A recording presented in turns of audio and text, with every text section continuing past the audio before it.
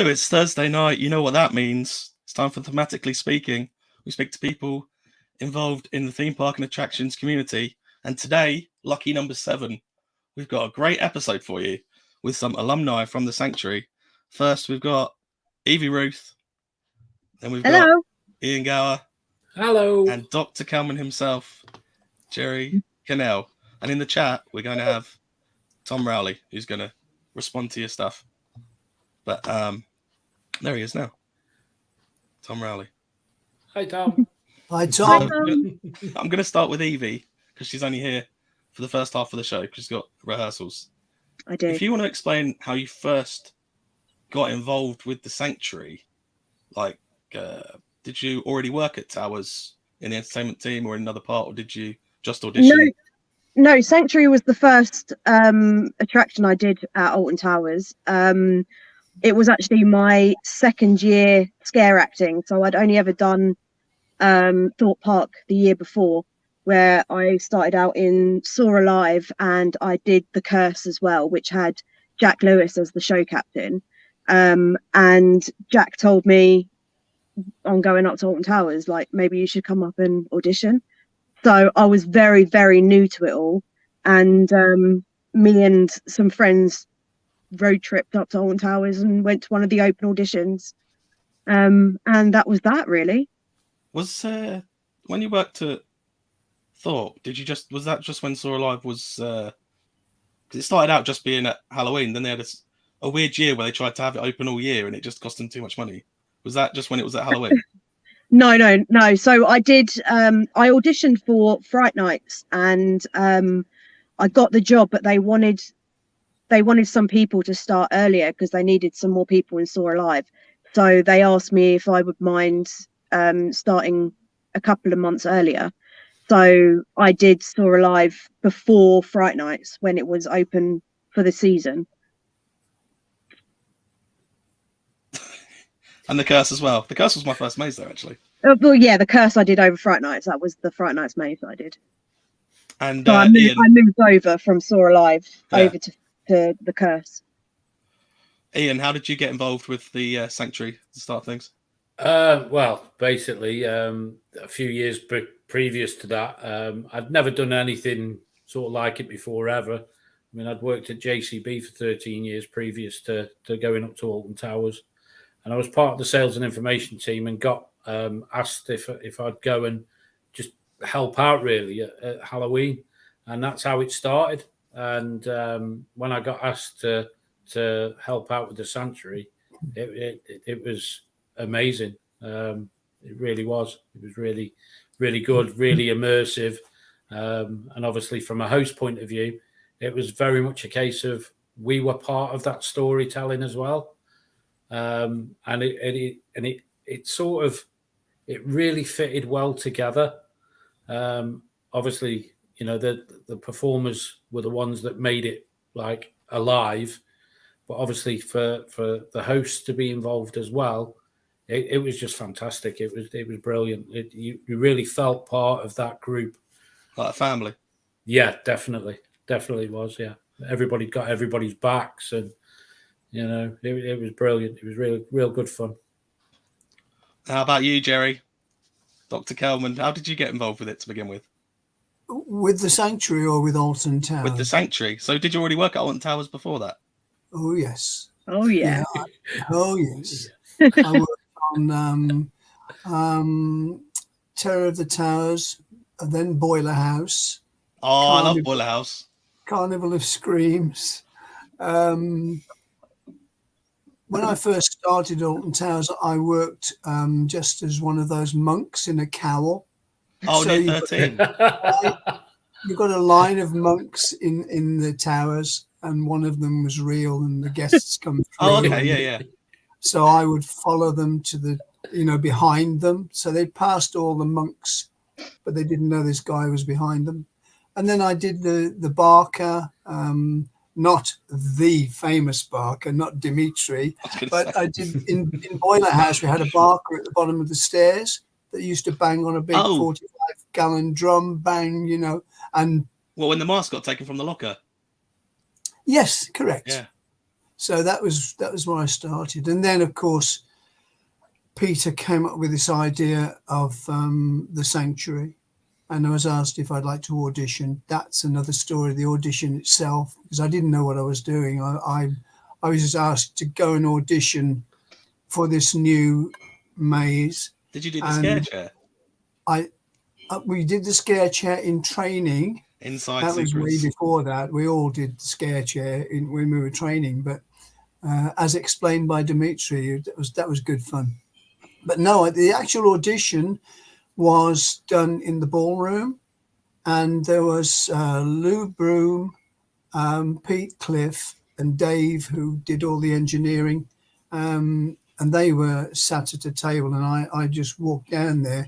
I'd already got planned in my mind to do a real rip-off of Peter Lorre, with the kind of voice, the way he spoke, with the kind of Austrian accent, and the character was going to be Dr. Heilman.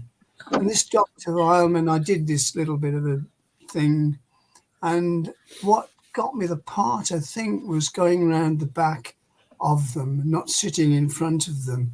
I went around the back of them, and those little tiny scissors that babies, they cut babies' nails with, they've got round ends. So I got a pair of those stuck upside down in my top pocket.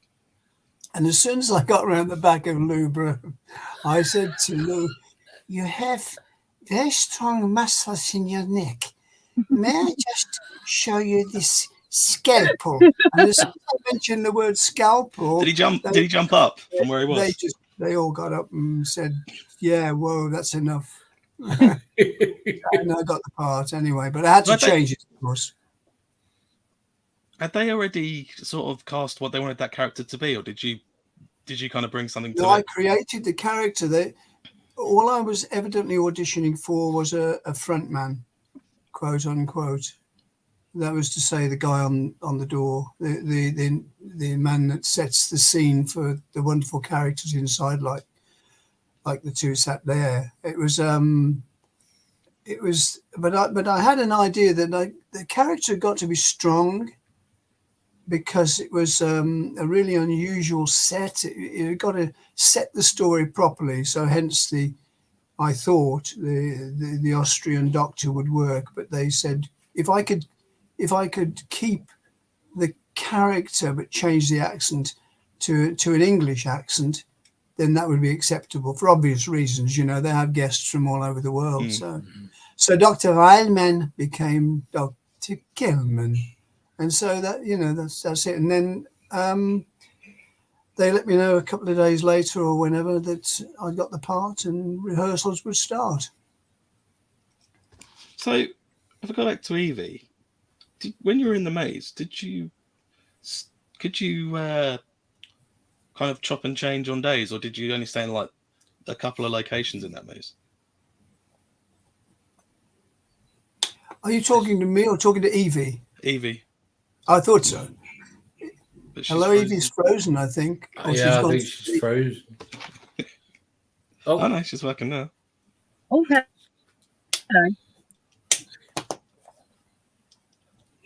Well, I talked to Ian anyway. We'll wait for that.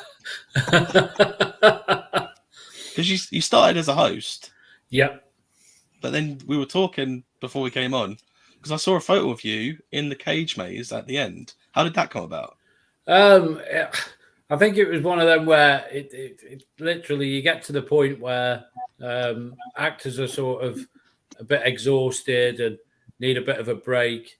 And then it's all a case of, right, who wants to sort of have a go at that?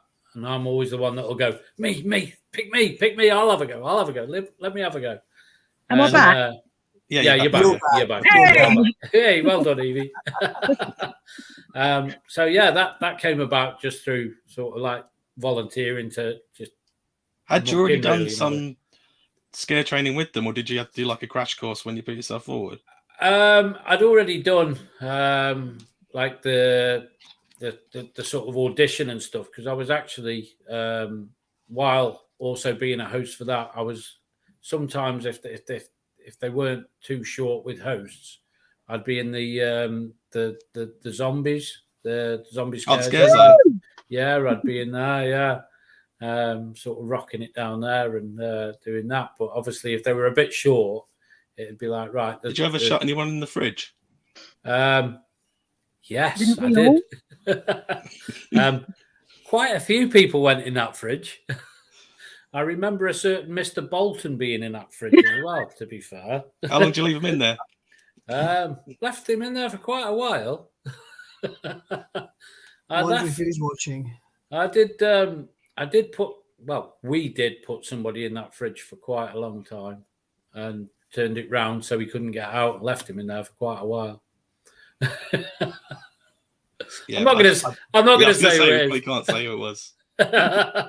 Anyway, Well, before Eevee, I was saying, could you kind of chop and change on the fly almost, or were you only stuck to one or two areas the whole time you were in the maze?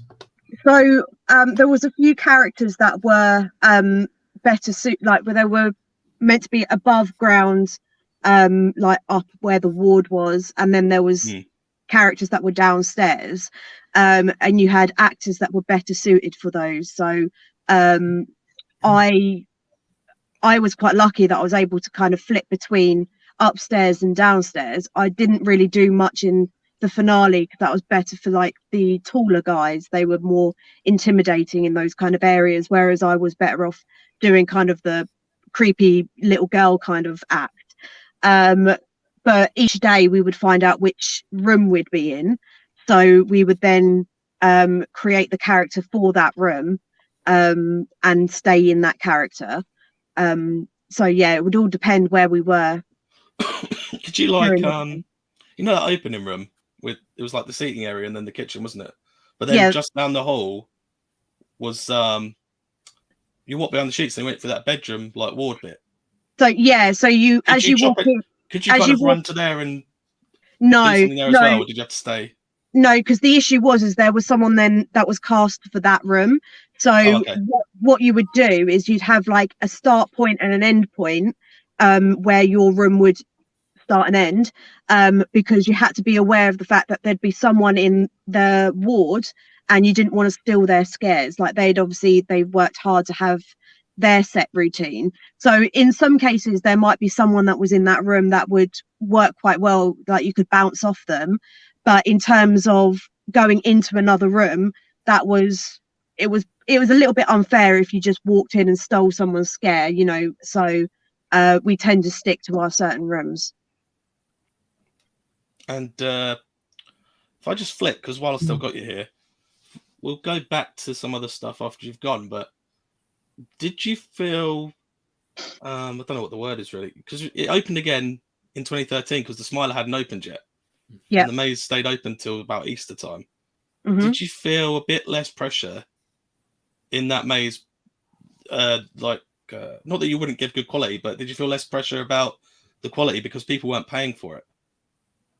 No, I don't think so. I think in terms of the actors that got asked back, we were just grateful for the fact that we were back in the sanctuary because we all loved it. We all had such a good time when we were in it the first time that when we went back, it was just really great to be back in there.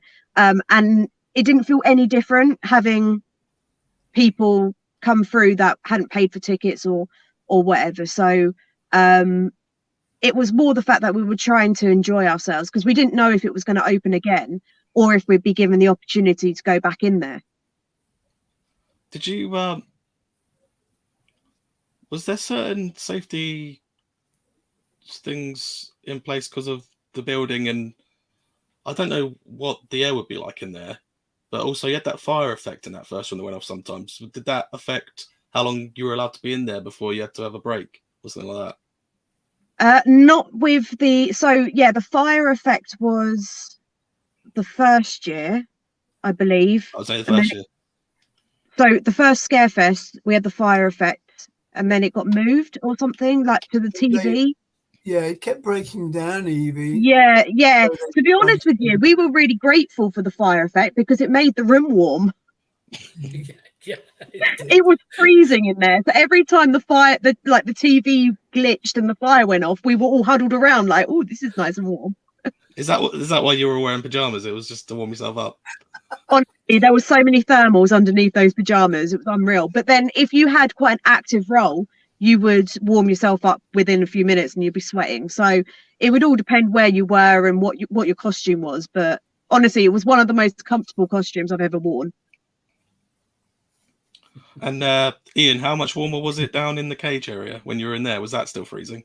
Yeah, pretty much. The whole of the ruins, really. It's even Terror is cold. Yeah, especially that time of year. It just it's so cold. It is so cold.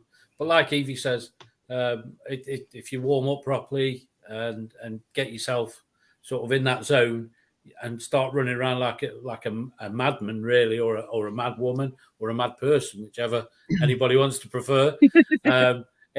You do sort of start sweating, and you don't really notice the cold really once you get going. When Rowley says about the rec room, does he mean that first room, or does he mean a break room you had in the building? No, the rec room is the room that you're referring to, which then goes into the canteen, which would then go into the ward. Oh, I thought that was all just one big room. No, there was separate. In terms of where the actor is, they're all separate rooms. That was like a different area, yeah. So Tom was in the rec room the majority of the time because he was so good in there. It was basically his room.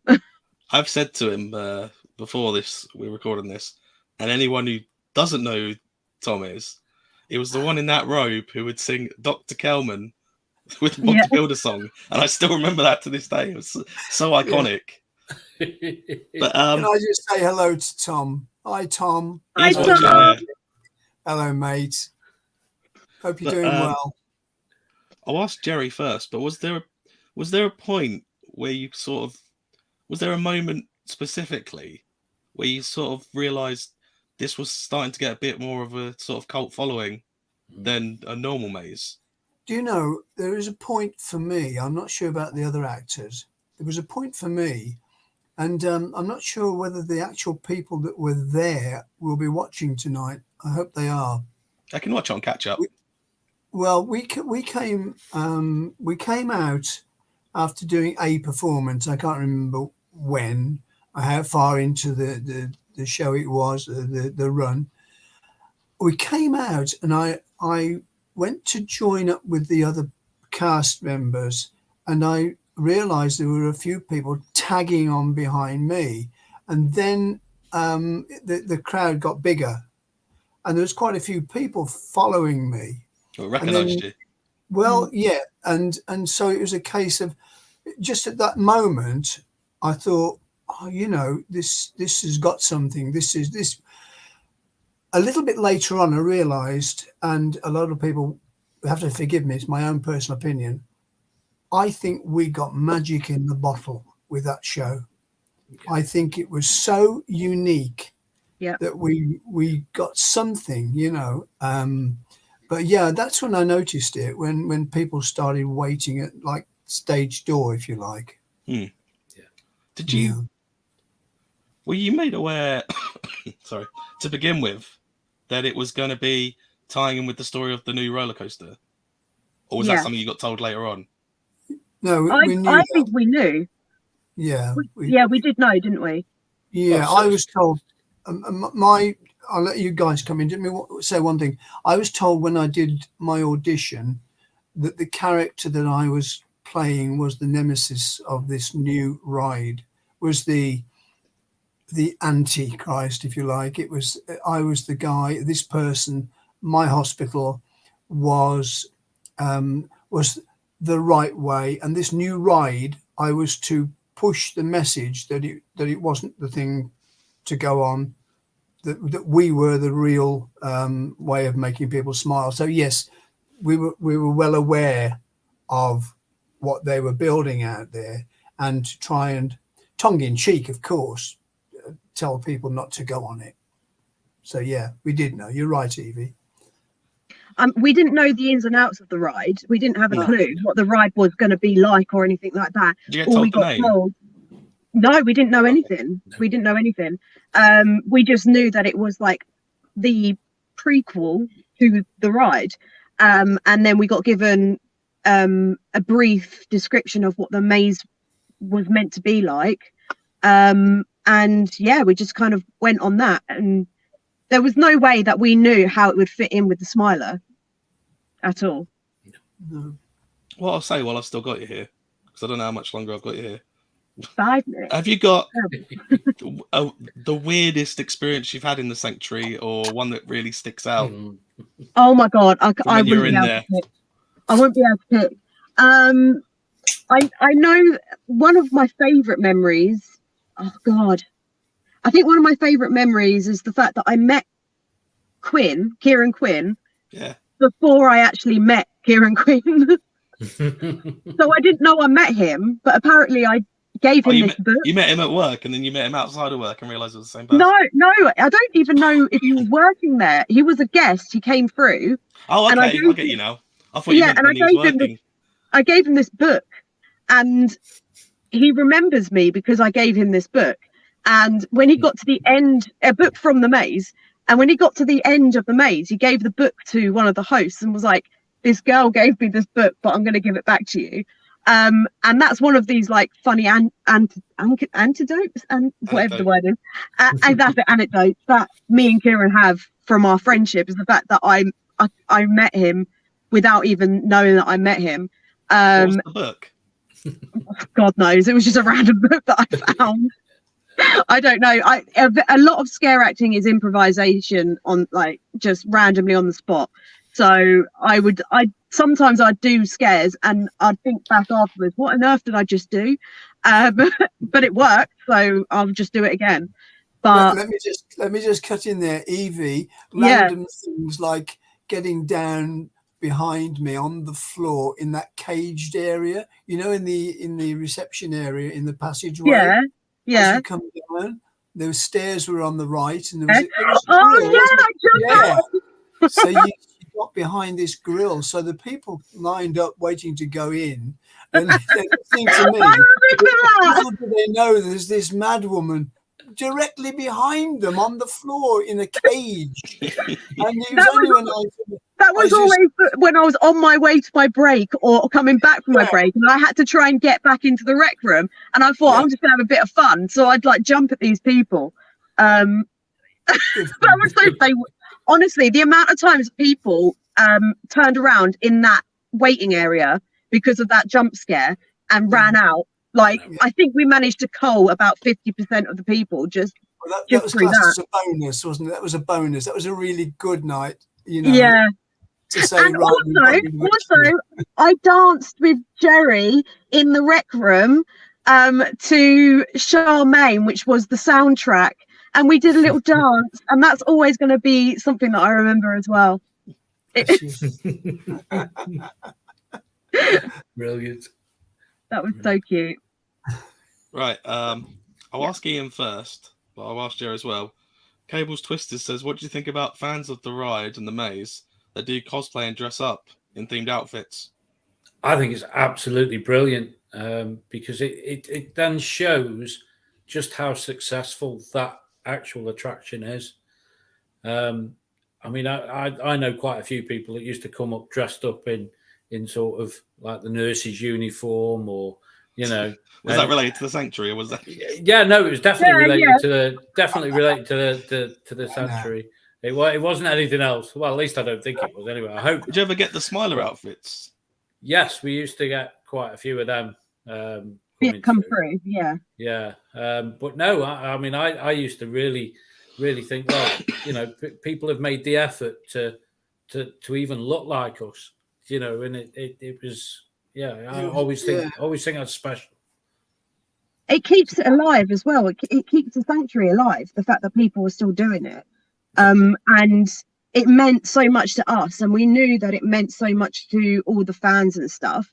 So it just, it really keeps it alive. And the fact that it probably won't ever come back. I'd say that. I don't know. It's heartbreaking. We want it to come back, but it won't, will it? I don't think. I feel like they need to get rid of Terror of the Towers for a year or so. Just so people miss it. They can bring it back in a year or two time. It just seems like that's kept about for no reason. The sanctuary was special. It was special. Jerry, have you ever had anyone dress up as you? Oh yes. Really? Yes. Of course. Yes. Yeah. Did they come through the maze? Yeah. Well, they dress up as me. They dressed up as a doctor. Yeah. Yeah. Oh, okay.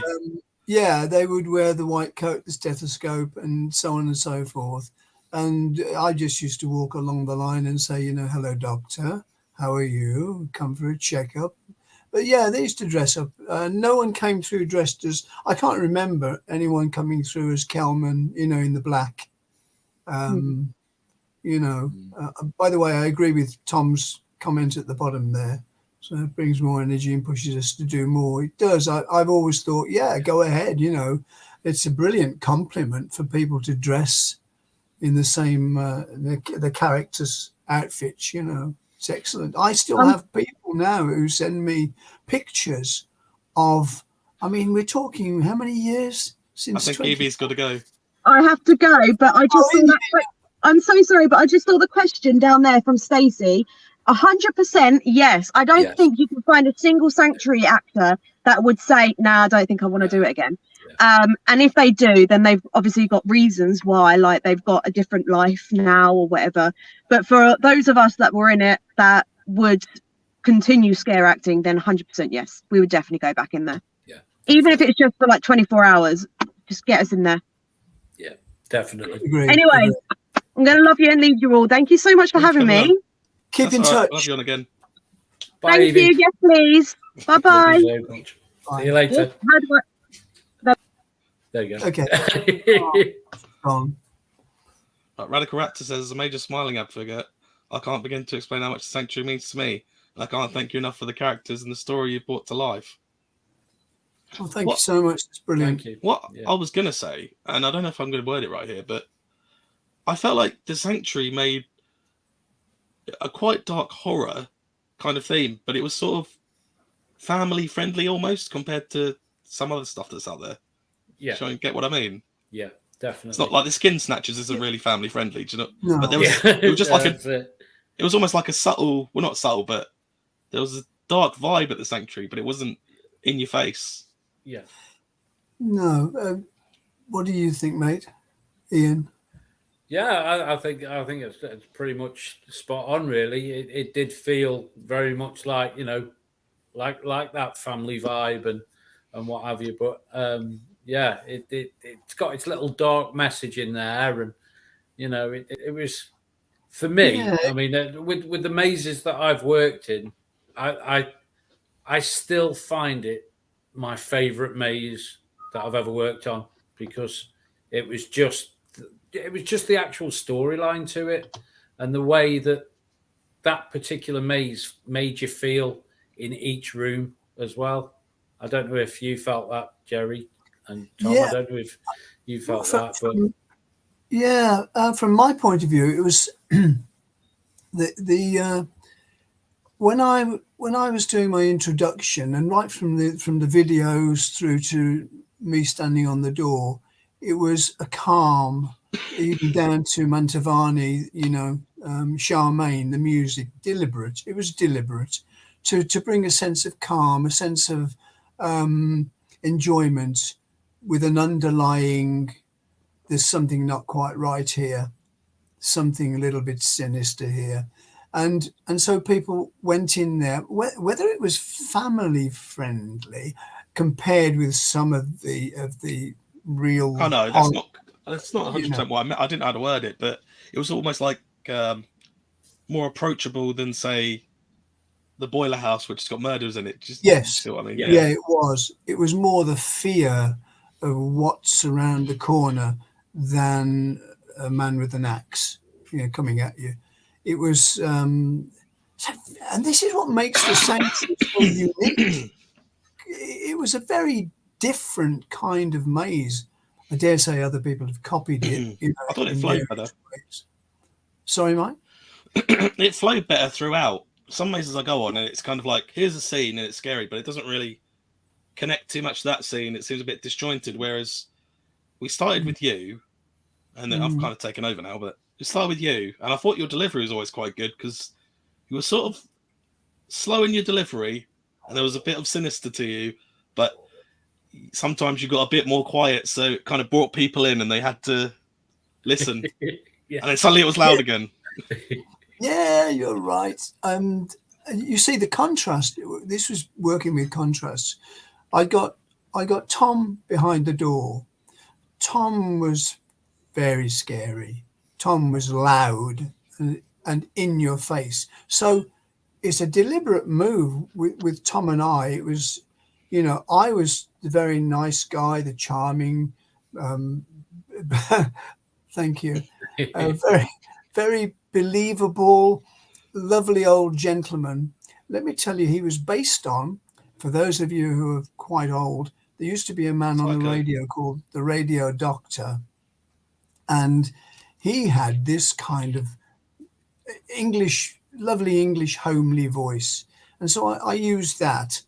And so I built up this lovely feeling of, yes, we can trust this man.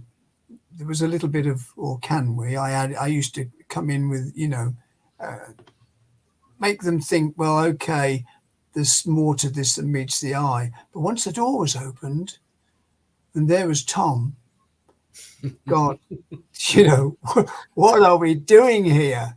Because Tom would come out. I mean, Tom, brilliant, just well done. He was excellent. Excellent. I wish you could see him, guys. Yeah, definitely. He really was very good. And I gave him the name Igor, as he said. Igor. You know, Igor. But yeah, it was of its time. It was wonderful. I agree with Eveey. If they were ever to bring it back as a retro, as a one-off, as a whatever, I'm sure we'd all be up for it. Definitely. I don't know why they can't bring it back for a couple more seasons at least.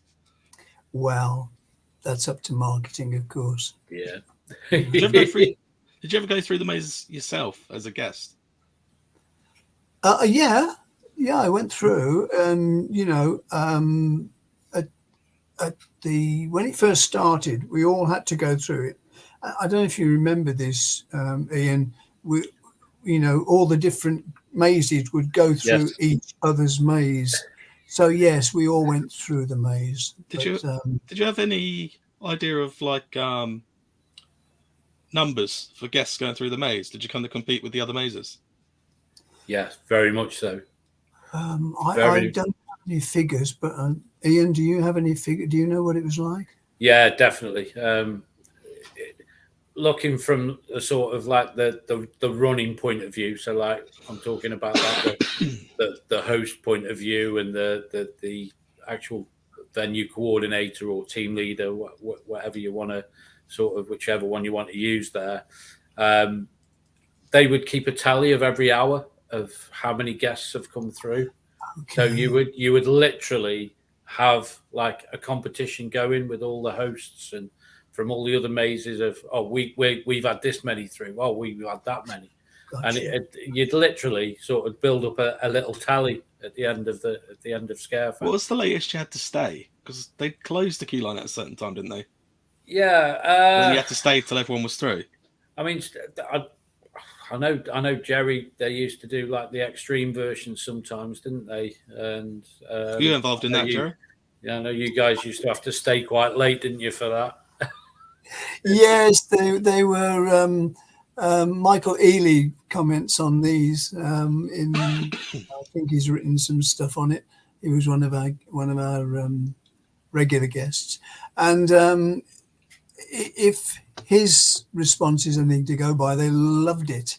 From a crewing point of view, we always wanted to know quite early, have we got any extremes, because it meant going on after the normal end of the show. Having said that, we always gave our best, and I never heard anyone say they didn't enjoy the extremes. As to what happened in the extremes, can't really say. No, I wouldn't have thought. If they bring it back, go through it and see. Yeah, definitely. Radical Raptor says, question from a fellow actor, do you ever have some of your old dialogue play through your head at random? I've really got to say yes to that one. Obviously, with the job that I do now, working for a supermarket chain. Sometimes if you have like a difficult moment, I find myself being in the warehouse, sort of going through things that I would say or would do in the warehouse to myself. So for instance, it might be like a one-liner that I've come out with while acting. Oh, give me your hand, or oh, give me your fingers, or something like that. And it's like, oh, I'd just love to chop you up into bits, and things like that. Have you ever said it out loud by accident and someone stood behind you? I said it once about a manager, yeah. But yeah, that. I remember once you mentioned a supermarket. I was actually in Morrison's, and there was a guy in front of me who I immediately recognised as someone that had been through the maze the night before. And I stood behind. His name was Charlie. He actually works at Morrison's, and I just stood behind him, and I couldn't resist it. I just said, "Hello, Charlie." He just turned around. He shook for a second. It was just, I couldn't resist saying hello, Charlie, to him. When he turned around and saw this crazy character from the night before. But yeah. So, do you have any of your lines run through your head at random that you used to use? You mean since I've finished doing the Sanctuary? Yeah. Not really, no. I've done a lot of stuff since then, so not really. I can recall lots of stuff. I can recall lines that I used to say. Never forget. How much time did you spend recording for the maze? How much time did you spend recording for the maze? Because you did some bits like when we went down the stairs going into the belly of the beast. I remember that. Yes, that's right. Yes. So did they have you in a booth and you just read off? They had a load of lines they wanted to. Pete, Dave, and myself went into the recording booth and we did all the audio for the Sanctuary, starting with the e-stop. This venue is now not working. Please follow the host to the door, the ordinary public address. And then we did the screams, the cackles, the giggles, maniacal laughter. We did all that. And then we did the monologues, the belly of the beast. What could you give us an example of the maniacal laughter? Don't go down the stairs. Don't go down the stairs, and so on. So you never quite. It never leaves you. The thing is, it was just a really good maze, and there'll never be anything like it, I don't think. Were you a fan of mazes before that? I beg your pardon? Were you a fan of mazes before that? Like scare mazes, things like that? Fan of mazes. Yeah. I wouldn't say a fan. It was a job. I enjoyed my work, and I enjoyed the Boiler House and Carnival and things like that. But if you were to ask me, I'm a fan of the Sanctuary. I even though I worked on it, it was so well put together, and I have to say there were people who worked on it. Katie Hastings, now Prest, Katie, and lots of others. I can't just single one out, but Katie, Purdy, so many more made it. What a crew we had! Yeah, the ensemble was brilliant. Kelman was just the guy on the front, but the people inside, they made it. Yeah. Oh. Well, I thought the floor space it covered was quite large, wasn't it? Massive, wasn't it? Yeah, it really was. I mean, when I think back to it, I can't remember quite what happened after the bedroom scene, but I remember the stairs going to the belly of the beast, and I remember being a few medical rooms downstairs, and then what sticks out is there was that pathway that was like a triangle, wasn't it? Very low ceiling. There was that low ceiling one, but near the mortuary. that was, you know. But I think the not going down the stairs thing started with, it was written on a stone in the reception area. Yeah. Yeah, don't go downstairs. Yeah, Don't go I think I've got a downstairs. photo of that. I've got Oh, some really? photos. Thank These you, Alan. Before I put them up, these photos aren't mine. I've got them from some from Alton Towers social media, some from Towers Times, and some from Alton Towers Magic. And I've put their websites in the description below. So look at their websites at some point. Okay. But I've got some photos together. There he is. I'm sure I've got the photo you're talking about with the stones somewhere. Yeah, I did like the old TVs in the queue line. They were great. Yeah, they were fantastic. They were really good. There he is. How long were you in makeup for that, Gerry? Sorry, how long was I in makeup for? For because you've got white on your face and around your eyes you've got. Not long. I did my own, you know, I did my own makeup right from the start. Oh, there we are. Don't go down the stairs, look. Yeah, I did my own makeup. Just rather red eyes, white. The black I wore was in contrast, of course. That set off the face. The eyes, the idea for the staring eyes came from Donald Pleasance. I used to see Donald quite a lot in Datchet when I was working in Windsor, and I thought I'm gonna pinch that because he got the most starey eyes I've ever seen. And so that was a dead steal. But the makeup, no, it didn't take long at all to put on. Lovely pictures. Beautiful pictures. Thank you, Stacey. Oh, look. The dream team. Oh, look at that. Aren't they wonderful? Emma. Oh, my goodness. There's Tom in there. There's Tom. Yeah, there's Tom. There's Tom. Yeah. To your right in the blue robe, the bottom row. Fantastic. They're all there. Katie They're all far there, left. aren't they? Yeah. Oh, my goodness me, dear. Grief. Purdy. Yeah, George. So many. All of them excellent. Excellent, weren't they? These are the people that made the sanctuary still linger in people's memories today. Oh yeah, definitely. Yeah, superb. So what else we got? We got some more. There they are again. Look. Yeah, they are scary bunch, aren't they? Yeah. Well, some of that was just to stay warm. You wouldn't want to go down the stairs, though, would you, if you saw that lot? Well, Jerry's not got any makeup on there. No, I hadn't. That was taken on the roof before we started. We were just we just got changed, and someone said, "Quick, on the roof picture." So, you know, there's Eveey front right. This is going to be quite random. Definitely, yeah. Who's the tall guy at the back? Because I sort of know him, but I forgot his name. There's Jacques Louis on the right. Louis on the right. Oh yeah, on the right, back. Yeah, I think that's the guy. I mean, yeah. Yeah. He was brilliant. Oh, it's Kieran Quinn. Oh my goodness me! Look at grief! Yeah, love.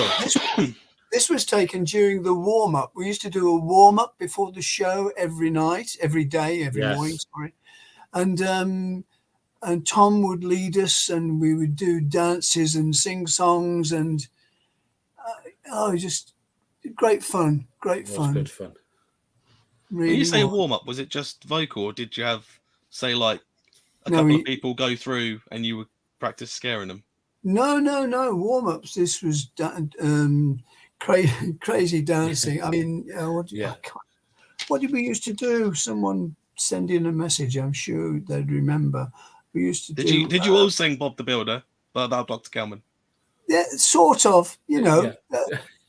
I'm just trying to think. We used to do one in particular. What's that one about the fish? Oh yeah, my little finger to my right. No, another one. No, I know which one you mean. I just can't. Oh, it's the shark. The shark song. It. Yeah, baby shark. Oh, that was around then, was it? That's been around. Yeah, we used to do baby shark. We used to do it. So we all join in that, and here comes Tom on his pony. Oh yeah, I got some photos of the inside as well. Oh, look at that my picture. Goodness me! Look, Jerry, did you ever manage to get? Did you ever manage to get that picture that was on the wall for yourself? No, to be honest with you, Ian, it's so big. It was like It's 20 in Pete foot. Cliff's house. That's Really? big on it. I don't know. That's the joke. I wouldn't be surprised, to be fair. He probably uses it as to cover his garage or something. It's huge, that picture. I did say to Ian Crab, I want that picture, but how did that come about? Did they say we want a big picture of you, or did they just not say anything nothing and to put it do up? with me at all, Mike. Well, you just walked in one day and it was there. Yeah, Pete said to me, "I've got something to show you," and I said, "What? And we walked in, and I didn't see it straight away. We walked into the rec room, and I said, "What?" He said, "Look." I looked up. Oh, I feel sorry for Tom. He had to look at that every day, for week in, week out. He did. Bless him. No, but I didn't get there. I'd love to know what happened to it. Yeah, Look at that. There's my two favourite girls there. They're gorgeous. Aren't they lovely? Brilliant. The one used to say, "Have you come to take me home?" Yeah, yeah. Do you remember that? Oh, we used to remember that, yeah. I think it's going to go viral. Everyone's putting hashtag bring back the sanctuary. We've got to get that Well, going. Do it, Got guys. us to Do take it. notice. Yeah, I'm up for that. Definitely. We'd all come out of even Mike Haynes had come out of retirement for that. Oh, Not that Mike he's Haynes, he retired. was a legend. Yeah. I met him a few times. Oh, so many of them. I met him. Before I tell this story, if anyone in the comments wants to ask some questions they wouldn't usually get the chance to, write them down. But I'm just going to say about Michael Haynes. I've got a memory. One of the first times I met him, I was there at Alton Towers, and it was this season before 13 opened, and he was just walking around like in normal garb, but he has this kind of grandeur to his voice, and he was just so kind of like, rumor has it, I can't do his voice, that there's something, and he did this whole monologue, and it was brilliant. And he's got this weight to his voice where he can just can't really describe it. Very talented with his voice, Mike. Michael Haynes and I used to do, and if you're listening, Mike, if you're watching, Mike, you may recall this. Mike used to impersonate Captain Mannering, and I used to impersonate Sergeant Wilson, and we used to do this just as a gag. But I've got to tell you, it was funny. It was funny because Michael Haynes does a brilliant Captain Mannering. And he does have a distinctive voice. You can tell when you watch this on-screen video now, the photograph there of the introduction. Mike introduced it as, I think, Professor Sheriff, and you listen to his voice. It's great. It's got a really good speaking voice. Yeah, a lot of time for Mike. Yes. So there's a lot of detail that went into just the entrance bit. I mean, I remember that cage and the kind of well, you got the red and the green light, kind of blaring horn that kind of just went off as it went green, and you were ready to go through. like a klaxon horn, and it's really good. So, did you leave when the sanctuary ended? Is that when you left Alton Towers? Yeah, I did. There's I wanted to know why they'd done such a lot of work on all the backstory with all the YouTube videos that had a massive following, and to which I get people now sending me messages and emails and so on. So it's still alive to a lot of people, and I wanted to know why they were just killing it. And the marketing guy of those days just turned around and said it's finished. Yeah. So it was only for about 3 seasons, wasn't it? That was it. Yeah, it did. Yeah, it was held over into 2014 because of the. I don't know why actually, but they ran it into 2014. But for some reason, they decided that it had run its course. But it's surprising, even today, people are still talking about it. Did you ever experience, they did a similar thing before the Wicker Man opened? They had, I guess you'd call it a promo maze, I guess. It's a similar thing where they did something about the story of Wicker Man before Wicker Man opened the following season. Did you ever go on that? Yeah. Ian probably did. I was working at the Adventure Farm by then. So yeah, I think it was called the Welcoming, wasn't it? Yeah. I think that's what it was called. Yeah, it was a bit. Yeah, it pretty much similar. A bit of a like. Do you think they were trying to backstory catch it. lightning in the bottle again?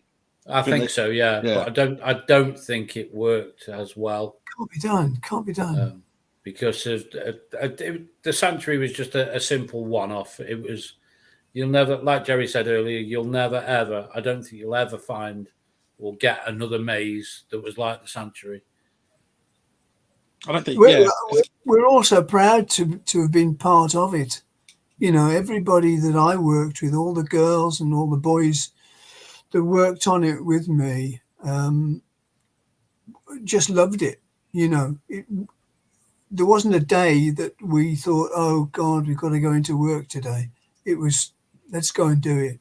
You know, let's go and do it. Yeah. And it's still there. It's still going on. It's, you know, I hope it never goes away. It's brilliant. Yeah, definitely. Yeah, it's fantastic. Do you remember any of the Easter eggs? Well, that's ironic that it's near Easter that I say that, but a little Easter eggs. Like I remember when you walk in and you turn that corner, there'd be pictures of like pseudo doctors, and it'd be like Ian Crabbe and people like that. Little nods like that. Do you remember any other things like that in the maze that come to mind? No, I do remember Ian Crabbe as a doctor on the wall, as well as I think there was another guy on there as well. Nick Varney. One of the management. Yeah, I think he was health and safety guy, I think, wasn't he? Right. Something like that, I think. Yeah. They got their pictures on the wall. But no, I just got to put a shout out for the nurses as well. The girls that came into the area, not so much. Oh, the hosts. Yes, the hosts. That's the word I was looking for, because they set it up ready for me to take them over, and they were really good. They were really good. You know, not being so sinister, very quiet, guiding them, sitting them down, standing them up, lining them up, prepping them to go down the passageway. So by the time they got to me, they're already bricking themselves. You know. Just, would you ever go back to Towers and dress up as Kelman as a visitor?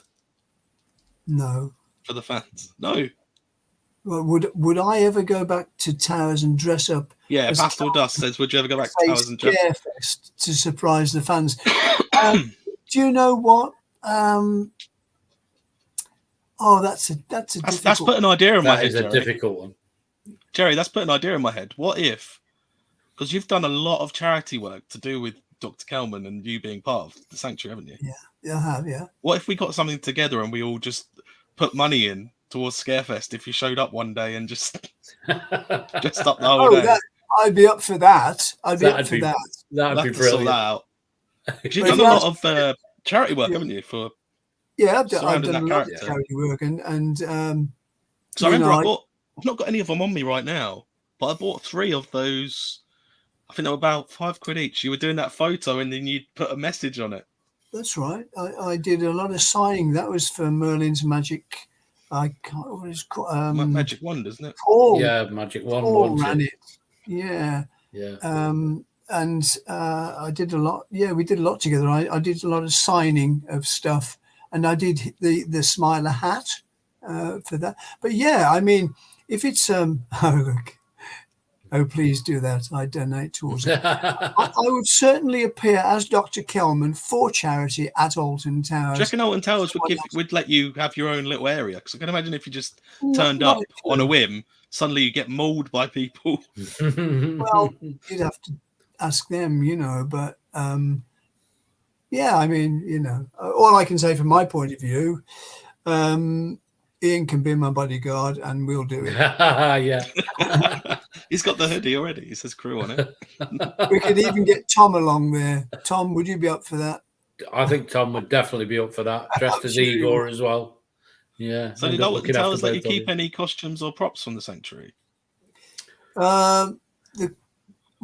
Personally speaking, I didn't have any props. The stuff that I brought along was I brought my own stethoscope along, and my coat the coat came out of wardrobe, and that was supplied to me. Obviously, it was a U.S. Navy, a U.S. Navy half coat, that black overcoat.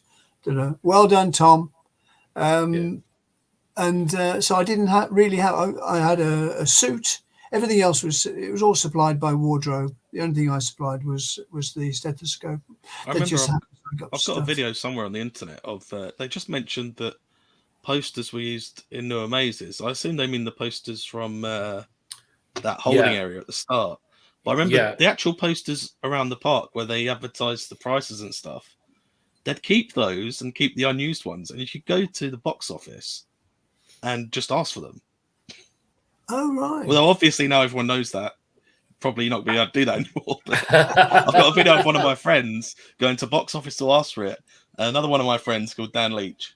Looking to the camera and going, "Look at Mark, he looks so nervous. He's about to ask for a poster." Gerry, can you give Daniel Leach a shout out? He's like one of your biggest fans. Oh, hi, Daniel. Yeah, I remember you well, and I know you are a fan of Kelman. Thank you very much. I think somewhere we had our picture taken together, didn't we? I'm sure we did. Yeah. Stay well, mate. Yeah. That name rings a bell for a fridge somewhere as well. Just saying. Him in the fridge. Oh, really? Daniel in the fridge. Yeah. So have you got any fun or weird stories, like I asked Eveey earlier, that stick out when you think of interactions in the sanctuary? Have you got any that stick out? The only funny stories is that when Mr. Bolton came through with his party, and I remember that I was halfway through doing my act, and I corpsed because they were just making me laugh, and I came out of character for a split second, and I had to go back into it, obviously. And the other funny things that I used to try and do was, and Igor will tell you this, Tom will remember this, we used to see how many people we could get to leave before they entered the door. So I would frighten them so much that they would turn around and walk out. Now, that was a bonus. That was considered. Did you ever get them come back later on in the day and try again? Do you ever recognise them and go, "Oh, they're the people we scared off earlier. They've come to try again"? No, I can't recall anyone. I can't recall thinking, right, they left earlier. No, I think once frightened by the character, they left. Radical Raptor says, if there was a film adaptation of the Sanctuary story and events, who would you want to play your characters? Oh. Before you answer that, did you ever take inspiration from is it One Flew Over the Cuckoo's Nest with Jack Nicholson in it? No. Personally, because that was kind of in like a sort of asylum. I just wondered. No, what I did was, very briefly, was I looked up Dr. Cameron, who was a doctor in Canada, although it was an American. It was a Canadian hospital in Canada with an American doctor called Dr. Cameron, and he was the guy that was given the job by the CIA of doing the same sort of thing that the Chinese were doing in Korea in the Korean War in the 50s. That is brainwashing, and part of it was to make people was to alter their minds, and that's basic. That's where the basis of him came from. The basis of that guy on screen now. But I can't answer that question that's on the screen because I really don't know anyone. Would you want to play it yourself? Well, it depends what the fee was.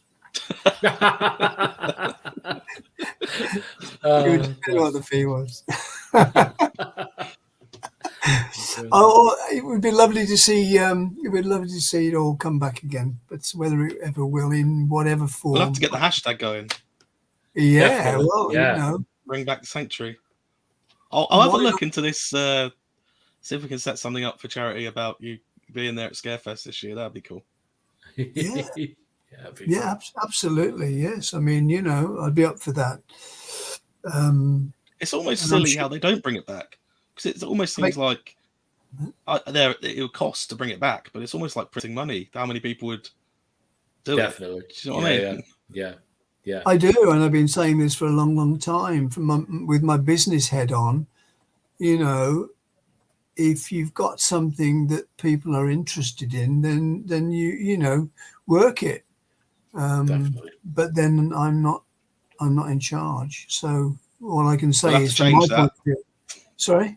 You'll have to change that. Have to get you in charge. Definitely. Well, the only place it would work is Alton Towers, obviously. If if the advert went out that Kelman and Igor and whoever else would be there, I'm sure you'd get the crowd, you'd get the people. Yeah, definitely. You definitely would. Yeah. I was going to wrap this up at 8 o'clock, but if anyone else has got any questions before we go, I will answer that one about the theming posters. They were in Project 42, and I know that. Oh yeah, because I was working in Project 42, and were you an actor in there? I was indeed, yes. I was either at the start or at the finale, the first year, or in the corridor. The Project 42 posters that were in there were the ones from the Sanctuary. And the first, what were the reviews like for that? They were, for the first year we did it, they were really good. The second year we did it, that was the Subterra one, wasn't it? It was, yeah. And again, that was, not to deviate from what we've been talking about for the last hour, but that was a different challenge altogether. It was a better use of the space than the ride was. Yeah, definitely. It was. The only thing I didn't like was I thought there'd be more interaction, because in that video at the start, I remember the first time I went on it, and it says about we've got to go in there and find the doctor, but there were bits missing from the video, so you can piece it together. And I thought, oh, we're going to go in there and kind of there's going to be some interaction where we've got to help find him, and then it was just a maze. Yeah, which was fine, but I expected you expected to find somebody and chase somebody, or just do something to help him get out. Yeah, he never really got brought up again. No, it didn't, which was a shame, really. And I mean, that was lots of fun. But the first time I saw those posters in there, I was like, yes, I know I've seen those before.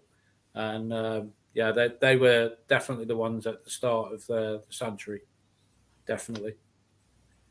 And they also made an appearance as well.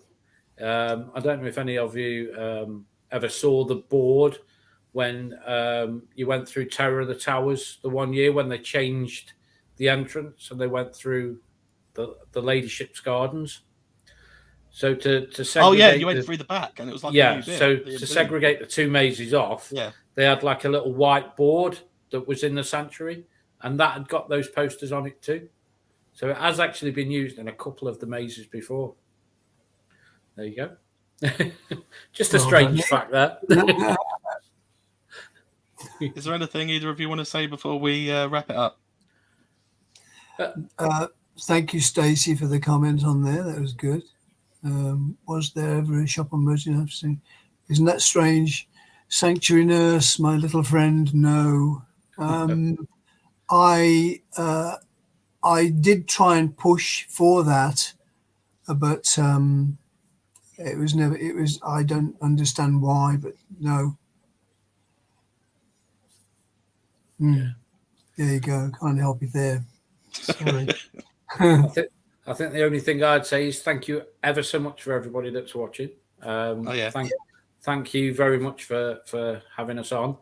I've really enjoyed it, and this last hour has really flown by. So thank you very much for that. Well, I say this to everyone, and I've not done it yet, but you're always welcome to come back on when you want to come back on. And for anyone watching, if you want to see more of this stuff, just subscribe. Got a few travel vlogs next week, I think. I'm going to Towers next week. Ooh. So give him my love, won't you, when you're up there? Is there someone exactly you want me to give it to, or Just any pretty lady that's up there. okay? Gerry says hello. Wink, wink. Gerry says hello. Yeah, don't get arrested though. Oh, Tom, I'll just say bye-bye to Tom. Thank you, Tom. Bye, Tom. Thank you, Tom. Love you, Tom. Yeah, love you, Tom. And thanks to everybody for watching and putting up with us. We've loved it, haven't we, Ian? And Definitely. Eveey, Really enjoyed it. Thank you. Yeah, take care, everyone. And then next week, I've got Adam from Theme Park World Tour and Ryan from iCoaster, spelled EYE, and that's going to be interesting. Oh, we got more comments flooding in. Oh, smile always. I'll tell you what I couldn't get hold of, but it's on YouTube. A friend of mine called Ricky has got when you sang Smile in the Dr. Kelman voice. Oh, yeah. Yeah. It's on YouTube somewhere. So everyone will be able to find it. If you go to Gerry Cannell SoundCloud, it's on there. So if you want to hear it, or just put it in. Oh my goodness me, they're all coming in now. Oh yeah, it's Easter as well. Have a good Easter, everyone. Tom. Smile always. Just remember one thing as well. Don't go down the stairs. I can't book my appointment. They say book your appointment today. You can't book your appointment anymore. No, it's all done. It's all done over the phone now, or by Skype because of COVID. You probably make money doing that with your business head on. The Smile song, "Life as Emily," was done tongue in cheek, of course. You know, don't expect, if you've not heard it, don't expect a decent voice. It's just Kelman. That's all. Oh. Yeah, everyone, have a happy Easter. Thank you for watching. Thank you for Gerry and Ian coming on the show, and Eevee too. We'll have to have you on again at some point. And we'll have to sort out the charity thing. We'll definitely have to do that. And it's a lot darker in here than it was earlier. Sun's coming out. Power. That proves that it's live. Yeah. Okay, guys. I'll see you next week. And thank you for watching. Stay tuned.